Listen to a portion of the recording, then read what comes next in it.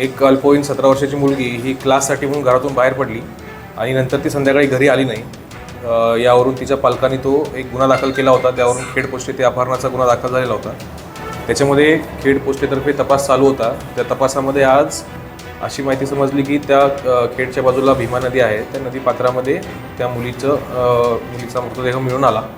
पुढे चौकशी केली असता यावरून मग आपण आता खुनाचा गुन्हा दाखल केलेला आहे। कालच्या गुन्ह्यामध्ये खुनाचा कलम वाढवण्यात आलेला आहे आणि यामध्ये एक संशयित आरोपी देखील अटक करण्यात आलेला आहे। नक्की अपहरण झालं मुलीवरती काय प्रश्न केला गेला, काय झालं, कसं काय? याबाबतीत सध्या अद्याप तपास चालू आहे।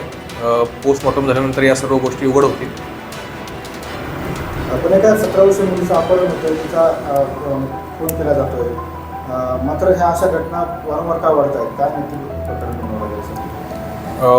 याच्यामध्ये आता एकाच गावातले आरोपी आणि फिर्यादी आहेत आणि हा प्रकार का झाला किंवा मृत्यूमागचं नक्की कारण काय आहे हे अद्याप उघड झालेलं नाही। तपासांती या गोष्टी उघड होतील। एकाच गावातील आरोपी पकडण्यासाठी काय तपास यंत्रणा लावली, आरोपी अटक केले, काय केले? आरोपी ताब्यात घेण्यात आलेला आहे।